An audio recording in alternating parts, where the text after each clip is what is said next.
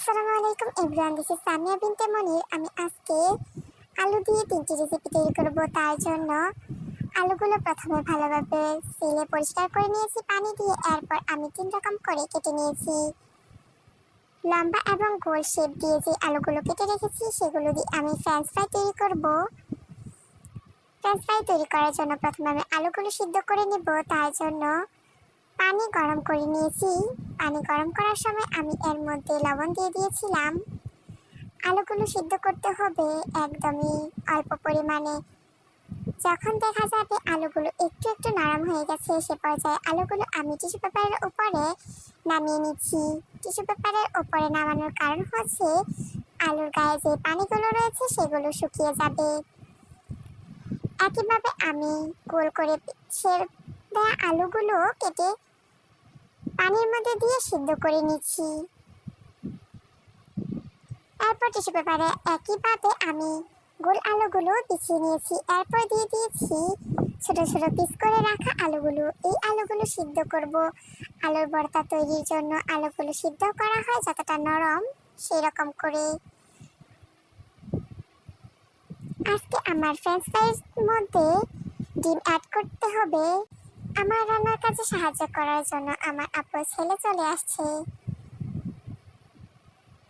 মাশাআল্লাহ, কত শান্তশিষ্ট হয়ে কাজ করছে, আমার কাছে একদমই ব্যাঘাত ঘটায়নি। এরপর আমি ফ্রেঞ্চ ফ্রাই তৈরি করার জন্য যে লম্বা আলুগুলো রেখেছিলাম সেইগুলোর মধ্যে অ্যাড করে দিয়েছি লবণ, হলুদ মরিচের গুঁড়ো, 1 চামচ বেসন, অল্প পরিমাণে বেকিং সোডা, চাট মশলা, জিরার ফাঁকি, আদা রসুন বাটা।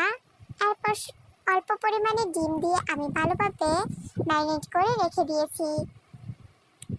একইভাবে আমি গোল করে স্লাইস করে রাখা আলুগুলো ম্যারিনেট করে রেখে দিয়েছি। আর এখন তৈরি করে নিচ্ছি একটি মশলা, যে আলুগুলো আমি একদম পিস পিস করে কেটে রেখেছিলাম সেই আলুগুলোর মধ্যে দেওয়ার জন্য।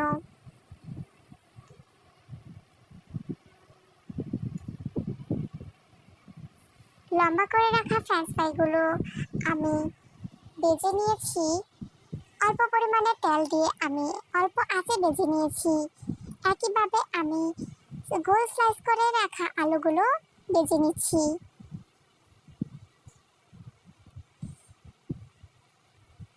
আবার চলে আসছে আমার আপুর ছেলে রান্না টেস্ট করার জন্য কিরকম হয়েছে। আর যে আলুগুলো আমি সিদ্ধ করেছিলাম আলুর ভর্তার পরিমাণ মতো নরম করে, সেই আলুগুলোর মধ্যেও মশলা আমি অ্যাড করেছি। ফ্রেঞ্চ ফ্রাইয়ে যে মশলাগুলো অ্যাড করেছি সেই মশলাগুলোই আপনাদের সুবিধার্থে আমি দেখিয়ে দিচ্ছি আবারও। প্রথমে আমি সিদ্ধ করে আলুগুলো ময়ান করে নিয়েছি। এরপর এখানে দিয়ে দিচ্ছি ময়দা, বেসন। এখানে আমি এক্সট্রা ময়দা অ্যাড করেছি, এর বেশি আর কোনো মশলাই অ্যাড করা হয়নি।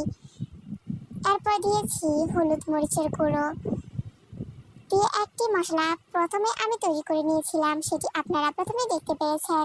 তার সাথে এখন আমি ডিম অ্যাড করে ময়ান করে রাখা আলুগুলোর মধ্যে দিয়ে ভালোভাবে আবারও ময়ান করে নিব। সিদ্ধ করে রাখা আলু, বেসন, ময়দা এবং মশলাগুলো ভালোভাবে আমি একসাথে মেখে নিয়েছি। এখন চামচের সাহায্যে অল্প অল্প করে নিয়ে হাতের সাহায্যে গোল করে শেপ দিয়ে নিব। তবে আপনারা চাইলে বিভিন্নভাবে তৈরি করে নিতে পারেন। আরেকটি প্রসেস আমি দেখিয়ে দিচ্ছি।